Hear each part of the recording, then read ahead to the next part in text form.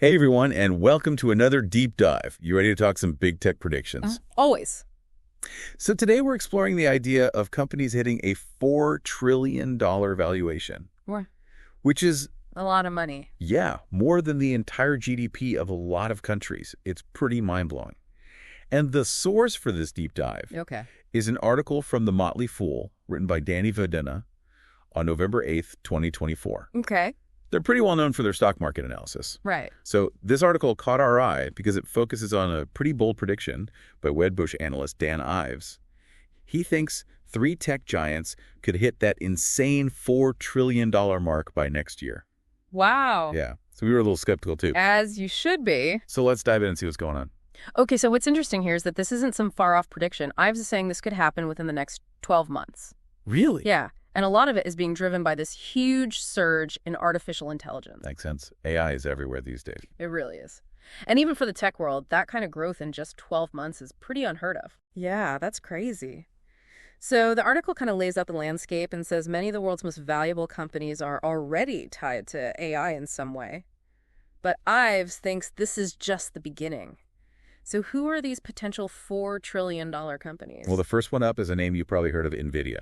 Oh, yeah, Nvidia. Those guys are already huge. Huge is an understatement. They're actually the world's most valuable company right now, sitting at a market cap of $3.38 trillion. Wow, I knew they were big, but that's... It's a lot. And the reason, Why? it's their GPUs, graphics processing units.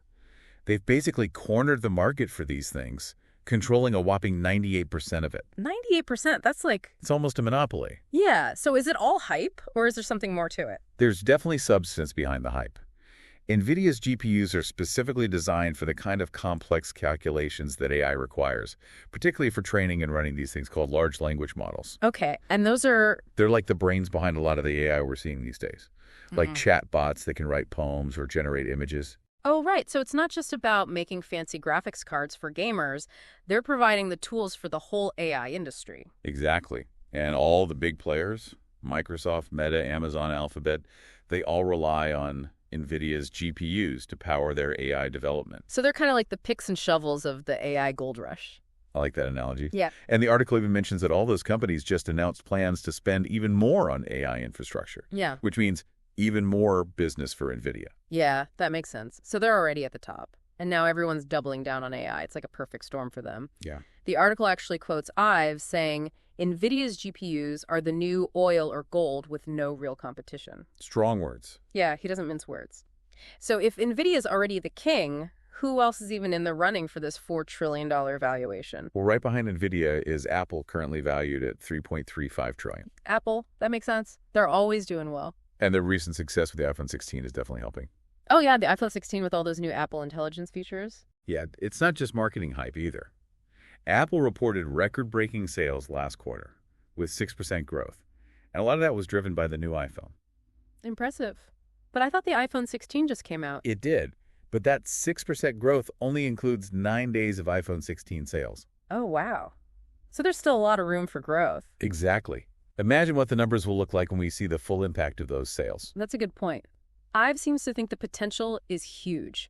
He's predicting that Apple could sell a massive 240 million iPhones in fiscal year 2024. Wow. And he says that's thanks to pent-up demand, the allure of those new AI features. So we've got NVIDIA at the top, Apple riding the iPhone wave. Who's the third contender in this race? That would be Microsoft, sitting at $3 trillion right now. Microsoft, interesting. So they've got the furthest to go to hit $4 trillion. They do, but they've got a pretty unique strategy that could get them there. I always think of Microsoft for their software and cloud computing. How are they playing the AI game? They're doing a lot more with AI than just cloud computing these days. They've been aggressively pushing what they call Copilot, which is basically a suite of AI tools integrated into a bunch of their products. So like having an AI assistant built into everything you use on your computer. Pretty much. From Windows to Office 365. It's all about making AI accessible and useful for everyday tasks. Okay, but is it actually catching on? It seems to be. The article mentions that Microsoft's Azure cloud platform grew 33% year over year. And a big chunk of that growth, 12%, was specifically from AI services. So businesses are starting to use Microsoft's AI tools? Definitely. And if Ives is right, that trend is only going to accelerate. He's predicting that Microsoft could be making $10 billion in AI revenue every quarter very soon. That's a staggering amount of money. It is. And he even estimates that 70% of their customers will be using their AI solutions within the next 3 years. So Microsoft is really going all in on AI. It looks that way. And they're betting big that AI will be a major part of how we work and live in the very near future. So we've got these three companies, all with different strengths, all gunning for a spot in this $4 trillion club. But even if they don't all hit that exact number, it's clear that AI is changing the game in tech. And it's happening fast. No doubt about it.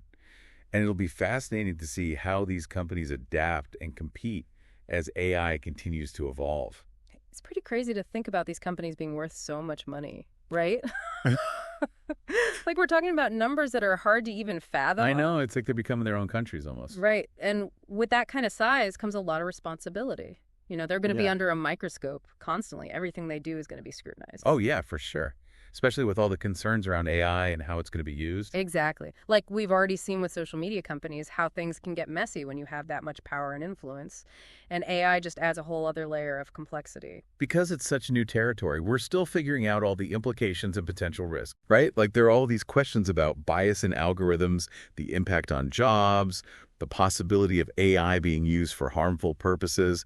It's a lot to grapple with. And these companies are going to have to navigate all that while also trying to stay ahead of the competition. Because the tech world moves so fast, what seems like a sure thing today could be gone tomorrow. Exactly. Like think about Nvidia. They're on top right now. But who knows what the landscape will look like in a few years? There could be a whole new player that comes out of nowhere and disrupts everything. It's true. It's happened before. I mean, who would have thought a decade ago that a company known for graphics cards would become the most valuable in the world? Yeah, it's a great example of how you have to be adaptable in this industry. Yeah. You have to be able to see the trends coming and shift your focus accordingly, like Nvidia did with AI. So it makes you wonder what the next big thing is going to be. What's the next Nvidia waiting to happen? Right. It's hard to predict. But if you look at where the innovation is happening right now, there are a few areas that stand out, like quantum computing, for example. Quantum computing. Now that's something I've been hearing more and more about. What exactly is it? It's a whole new way of computing that uses the principles of quantum mechanics to perform calculations that are impossible for traditional computers. It has the potential to revolutionize a lot of different fields. Like what specifically? Well, things like drug discovery materials, science, financial modeling, anything that involves really complex calculations and simulations. So it's like taking computing power to a whole new level. Exactly. It's still early days, but it's definitely something to keep an eye on. Okay, so let's bring it back to our three contenders. We've talked about Nvidia. What about Apple? How are they incorporating AI into their products? Apple's approach has been a bit more subtle. They're not necessarily creating these big, flashy AI-powered gadgets.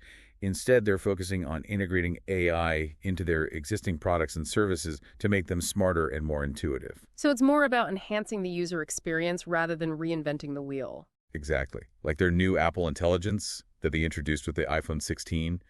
It's all about making the phone more helpful and personalized without being intrusive. And it seems to be working. They're selling a ton of iPhones. They are. Yeah. But the question is, can they maintain that momentum in the long run? The smartphone market is incredibly competitive. It's true. There's always someone trying to come up with the next big thing. Yeah. So Apple will need to keep innovating to stay ahead. Definitely. Okay, so what about Microsoft?